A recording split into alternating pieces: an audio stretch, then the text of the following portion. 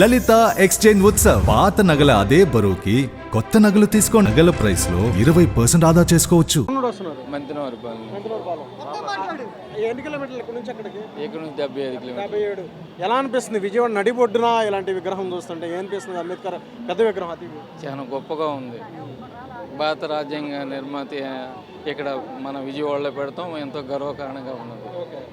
ఇది చూసి చాలామంది చిన్నపిల్లలు కూడా ప్రేరేపితాయి ఉన్నత స్థాయికి వెళ్ళడానికి కూడా ఇది నడిబొడ్డులో పెట్టడం.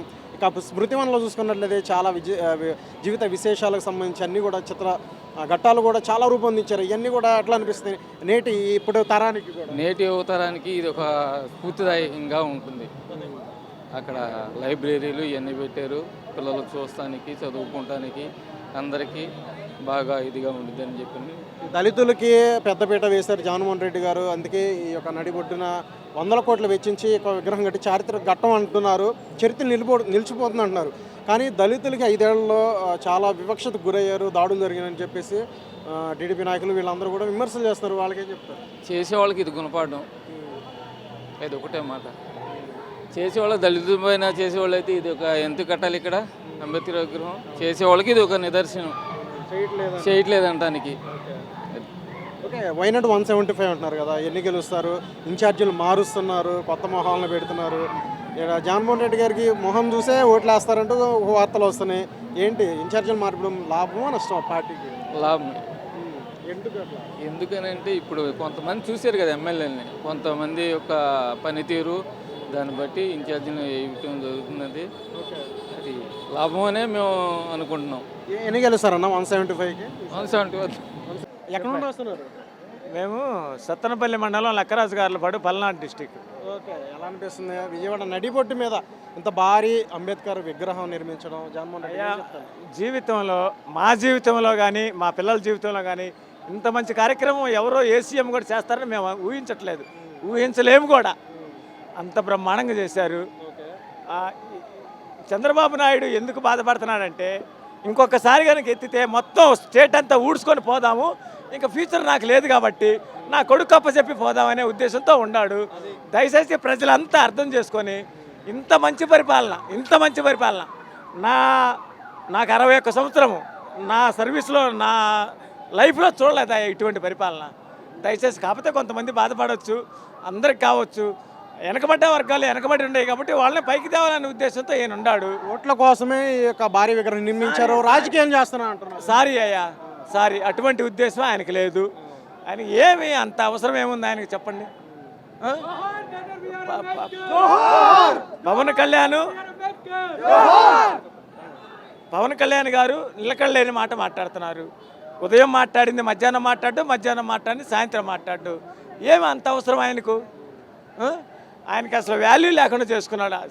దయచేసి వేరే వాళ్ళు అపార్థం చేస్తే పరిస్థితుల్లో మేము ఓడించి తీరుతాం జగన్ అని పొత్తుల్లో వస్తున్నారు. వాళ్ళ వల్ల కాదు కదా.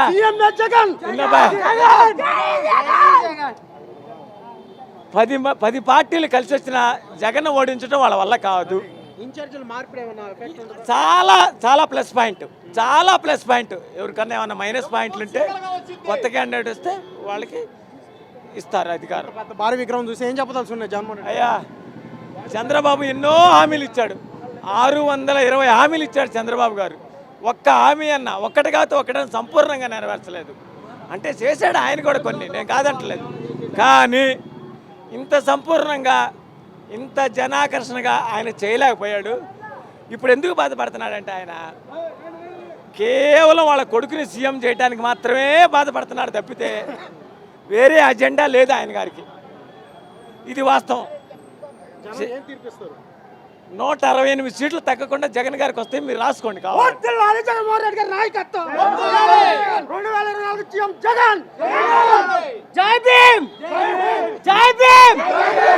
అన్నమయ్య జిల్లా మదనపల్లి తాలూకా, మదనపల్లి నియోజకవర్గము, నిమ్మనపల్లి మండలము.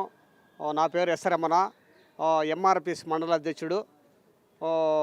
కావున ఈ సామాజిక న్యాయం కోసము ముఖ్యమంత్రి వర్యులు వైఎస్ జగన్మోహన్ రెడ్డి గారు మా సమాజ న్యాయానికి, సమాజ సేవ కోసము అంబేద్కర్ విగ్రహాన్ని 125 అడుగుల విగ్రహాన్ని ఈ ప్రపంచ దేశాలు ఎక్కడా లేని విధంగా మా ముఖ్యమంత్రి వర్యులు మా అణగారిన కులాన్ని గుర్తించి ఆయన పెద్ద మనసుతో అంబేద్కర్ను విగ్రహాన్ని స్థాపించినందుకు మా ఎంఆర్పిఎస్ తరఫున ధన్యవాదాలు తెలుపుకుంటూ.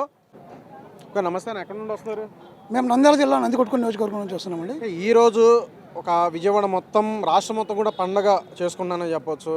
విజయవాడ నడిబొడ్డున ప్రపంచంలో అతిపెద్ద అంబేద్కర్ విగ్రహం నిర్మించడం జగన్మోహన్ రెడ్డి చేతుల ఆవిష్కరణ కూడా అవుతుంది మరి కొన్ని గంటల్లో. ఎలా ఫీల్ అవుతున్నారు, ఏంటి అసలు? నిజంగా ఇది అంబేద్కర్ వాదులకు ఒక పండుగ రోజే. It is the biggest festival to all the Ambedkarists. ఎందుకంటే మరి ఈరోజు ప్రపంచంలో ఎక్కడ లేని విధంగా 206 అడుగుల ఎత్తులో మరి డాక్టర్ బాబాసాహెబ్ అంబేద్కర్ గారి విగ్రహాన్ని ఏర్పాటు చేయడము, మరి నిజంగా ఈరోజు జ్ఞానానికి ప్రతీకగా ప్రపంచ మేధావిగా గుర్తింపు పొంది భారతదేశానికి, ఇంత పెద్ద భారతదేశానికి ఒక దృఢమైనటువంటి రాజ్యాంగాన్ని ఇచ్చినటువంటి నవభారత రాజ్యాంగ నిర్మాత డాక్టర్ బాబాసాహెబ్ అంబేద్కర్ గారి యొక్క విగ్రహాన్ని ఏర్పాటు చేసినందుకు, ఈ యొక్క గొప్ప సంకల్పానికి పూనుకున్నందుకు ముందుగా గౌరవ ఆంధ్రప్రదేశ్ రాష్ట్ర ముఖ్యమంత్రి వర్యులు శ్రీ వైఎస్ జగన్మోహన్ రెడ్డి గారికి జైభీములతో అభినందన తెలియజేస్తా ఉన్నాము. అన్న నమస్తే, ఎక్కడి నుండి వస్తున్నారు? అన్న నా పేరు యాటో ఓబ్లేస్, నేను కర్నూలు నుంచి వచ్చాను. ఓకే, ఎలా ఫీల్ అవుతున్నారు? ఈరోజు ఇంత పెద్ద విగ్రహం విజయవాడ నడిబొడ్డున నిర్మించి ఆవిష్కరించున్నారు కొన్ని గంటల్లో. ఎలా ఫీల్ అవుతున్నారు అసలు? వాస్తవానికి ఇండియాలో చాలామంది ముఖ్యమంత్రులు ఉన్నారు. మరి వాళ్ళకందరికీ లేని ఆలోచన విధానం లోపల డాక్టర్ బాబాసాహెబ్ అంబేద్కర్ విగ్రహం యొక్క కింద స్క్రీనరీస్ అయితేనేమి, తన జీవిత చరిత్ర, ఇవన్నీ చూస్తే అసలు డాక్టర్ బాబాసాహెబ్ అంబేద్కర్ గారి నుంచి జగన్మోహన్ రెడ్డి గారి గుండెల్లో ఇంత ఉందా అనే విధంగా ఈ ఆంధ్రప్రదేశ్ రాష్ట్ర ప్రజలకు కన్నులకు పండగలా కనిపించే విధంగా ఈ యొక్క విగ్రహ పరిధిలో ఏర్పాటు చేయడం జరిగింది. డాక్టర్ బాబాసాహెబ్ అంబేద్కర్ గారు ఏదైతే కలగన్నాడో ఎస్సీ ఎస్టీ బీసీ మైనార్టీ అన్ని కులాలకు అతీతంగా జగన్మోహన్ రెడ్డి గారు మరి ఈరోజు ఈ రాష్ట్రంలో రాజ్యాధికారంలో ప్రతి పేదవాడు కూడా ఒక పౌరుగా ఉండాలని చెప్పేసి మరి జగన్మోహన్ రెడ్డి గారు తన రాజకీయ ప్రభుత్వంలో ప్రతి పేదవాడికి అవకాశాలు ఇస్తూ, ప్రతి పేదవాడికి టికెట్లు ఇస్తూ, అలాగే ఏదైతే ఆనాడు డాక్టర్ బాబాసాహెబ్ అంబేద్కర్ గారు విద్యను ఎంతో కష్టపడి చదివారో అలాంటి విద్య పేద ప్రజలకు దూరం కాకూడదు అని చెప్పేసి ఒక దృఢమైన సంకల్పంతో ఈ రాష్ట్రంలో పేద బడుగు బలహీన వర్గాల ప్రజలకు, గ్రామీణ ప్రాంతాల్లో ఉన్న పేద ప్రజలకు వారి తల్లిదండ్రుల్లో వారి కష్టాన్ని ప్రతిఫలం వచ్చే విధంగా ఇంగ్లీష్ ఎడ్యుకేషన్ తీసుకొచ్చి మరి ఎంతో ఆ యొక్క ఎడ్యుకేషన్ బడులను డెవలప్ చేసిన ఏకైక నాయకుడు వైఎస్ జగన్మోహన్ రెడ్డి గారు. ఎక్కడి నుండి వస్తున్నారు సార్? మేము చెన్నై నుంచి వచ్చామండి ఈరోజు. వస్తున్నారు, ఎలా ఫీల్ అవుతున్నారు? ఇంత పెద్ద భారీ విగ్రహం జగన్మోహన్ రెడ్డి గారు నిర్మించడం, మరి కొన్ని గంటల్లో ఇది ఆవిష్కరిస్తారు, జాతికి అంకితం అవుతుంది. ఎట్లా ఫీల్ అవుతున్నారు? ఇది చాలా సంతోషమైన విషయం అండి. ఇండియాలోనే వచ్చి ఒక బాబాసాహెబ్ అంబేద్కర్ విగ్రహం, ఇంత పెద్ద విగ్రహాన్ని వచ్చి మన ఆంధ్రప్రదేశ్ గవర్నమెంట్, అది ruled by just headed by mister Y S Jaganmohan Reddy garu, ఇది చేయటం ఏంటంటే ఈ showing is what you called political, what is the aim of his political intentions. So you want to bring social justice to all. This is a symbol of social justice. So Babasaheb Ambedkar constitution రాసినప్పుడే వచ్చి మనకు వచ్చి ఇవన్నీ ఇచ్చారు కాబట్టి వాటిని వచ్చి daily వచ్చి ఇప్పుడు ఒక బుక్ చూసామంటే చదివినప్పుడే మనకు గుర్తుకు వస్తుంది.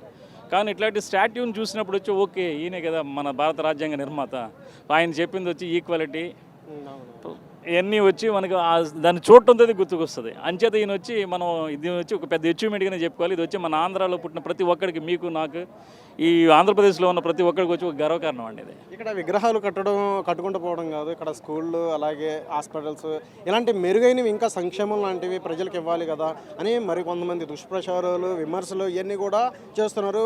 వారికి ఏం చెప్పదలుచుకున్నారు? డెఫినెట్గా సార్, ఇది వచ్చి విగ్రహం అంటే ఇది విగ్రహంలాగా మనం చూడకూడదు, ఇది వచ్చి ఒక ఎడ్యుకేషనల్ ఇన్స్టిట్యూషన్ లాగా మనం చూడాలి. వచ్చి బాబాసాహెబ్ అంబేద్కర్ అంటేనే highly qualified person in Asia. He got a number of doctorates. ఆయన చూస్తేనే, ఆయన చరిత్ర చదివితేనే చదువుకునే ప్రతి ఒక్కరు కూడా వచ్చి ఆయన మీద రీసెర్చ్ చేసిన స్కాలర్స్ చాలామంది ఉన్నారు. So is one of the greatest Indian అని చెప్పి కూడా మనకు ఆల్రెడీ టీవీలో రావడం, ఆయనకు అవార్డు ఇవ్వడం అనేది జరిగింది. దీన్ని మనం విగ్రహంగా చూడకుండా దీన్ని వచ్చి ఒక సెంటర్ అండి, కల్చరల్ సెంటర్ గాను, లేదంటే ఎడ్యుకేషన్ సెంటర్గా చూడొచ్చు. ఎందుకంటే లోన లైబ్రరీ ఉందండి మనకు వచ్చి మెయిన్ ముఖ్యంగా. అది వచ్చి హార్ట్ ఆఫ్ సిటీ విజయవాడ వచ్చి మీరు ఎటు చూసినా కానీ ఈక్వల్ డిస్టెన్స్ అండి. మన ఆంధ్రాలో వచ్చి అటు విశాఖపట్నం నుంచి నెల్లూరు నుంచి చూస్తే సెంటర్లో ఉన్నాం. ఆ సెంటర్కి ఇది స్వరాజ్ మైదాన్ అని చెప్పేది ఇది ఒక సెంటర్ అండి. అది ఆ సెంటర్లోనే ఒక educational centre, world education centre వచ్చి జగన్మోహన్ రెడ్డి గారు క్రియేట్ చేశారు. అదే కాకుండా ఈరోజు మా నాడు నేడు స్కూల్స్ చూడండి, అదే నెక్స్ట్ వచ్చి మీకు Aarogyasri. These are the basic fundamental things the people who are required. ఈయన ఒక ఇంటెన్షన్స్ ఏంటంటే ఫస్ట్ వచ్చి మానవ జాతిని డెవలప్ చేస్తే మానవ జాతి వచ్చి ఉన్న పురోగతి సాధించగలుగుతుంది. మానవ జాతి మనం ఏమి బాగోనప్పుడు లేదంటే మనం అనారోగ్యంగా ఉంటే ఆ ప్రగతి మనం సాధించలేం. అంచేత వచ్చి ఆయన బేసిక్ పారామీటర్స్ తీసుకున్నాడు. వన్ ఎడ్యుకేషన్, రెండవది హెల్త్. ఈ 2 పారామీటర్లు తీసుకుని మనుషుల్ని సంతృప్తిపరిచి మనుషులు తన యొక్క సంపాదన క్రియేట్ చేసుకునేలాగా ఆయన ప్లాన్ చేస్తున్నాడు. So we wish him all the best and in future also you will be the future CM of the Andhra Pradesh.